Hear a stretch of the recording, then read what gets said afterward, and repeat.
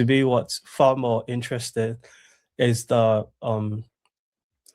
theological and cultural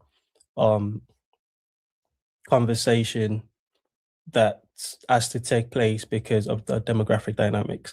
So and this is part of what I was telling Michael yesterday, explained to Mike yesterday, is when I first got to the UK, it was way easier to talk to Muslims than it was to an average English person, because an average English person was an atheist, and that thought being religious was dumb and foolish, and believed that they were smart for thinking that. And I could bond with my taxi driver over the this godless nation that where have I landed? Exactly. That's the last, probably, I don't know, post-COVID, when everyone had to sit down for a while, which people got more spiritually curious. And that's since changed, because the new atheists, which were the culturally cool, particularly when I got it, 2007. So they were sort of waning down, but the kids, the Alex O'Connors, the new generations were just popping up. And the Reddit atheists were still at their prime in 2007 and going strong. And yeah, so that was and in that cultural conversation, I was way more, it was way easier to be friendly with a Muslim in, let's say, in Arena of Speaker's Corner, for example, or even at school when when our science teacher is talking about the Big Bang, me and my Somali friends can wink at each other and just giggle, like, okay, yeah, sure, that's how life started.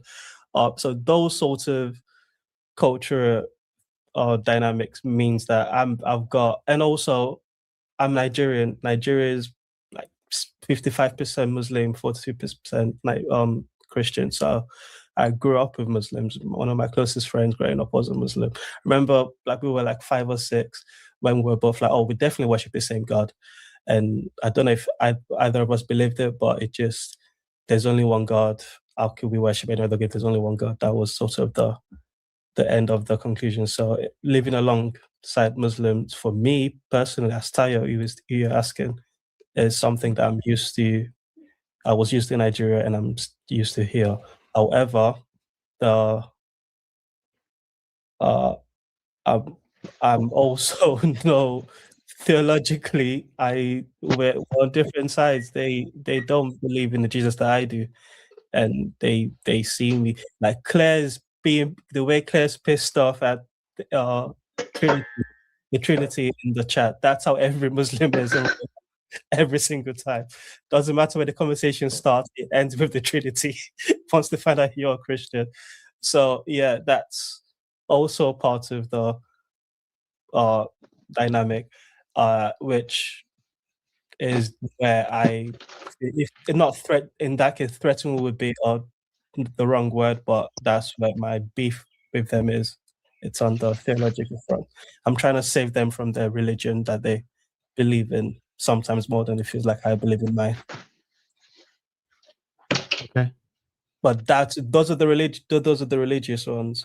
There are also the secular Muslims, the second generation, right, Biden type, which Mark Lefebvre really used this from meaning crisis and faith crisis people.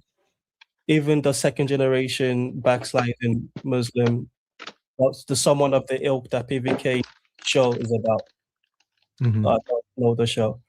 Even that person is still back when I first got it. They were still more spiritually curious. They were more likely to eventually end up going back to mosque and having one Ramadan that really affects them, and that's it. They're back taking their faith seriously. So they've got that was always an available path. But for them, but other than that, they just go progressive.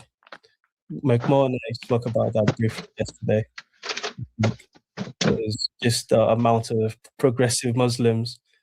If you're young, grew up in the West, but your parents are from a Muslim, and especially if you're a woman, which is what PVK, I think, again, is sort of learning and teasing out from for our years, but it's so like the feminism, and just not feminism entirely, but just the liberty for women in the West to Muslim, a backsliding Muslim is very powerful, and they're way more radical than even your most radical winger. That's interesting. Scott, did you have thoughts?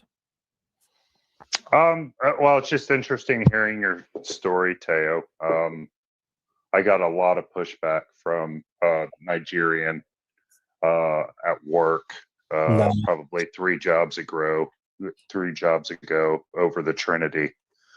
He basically called me a blasphemer. Yep, absolutely. Yeah.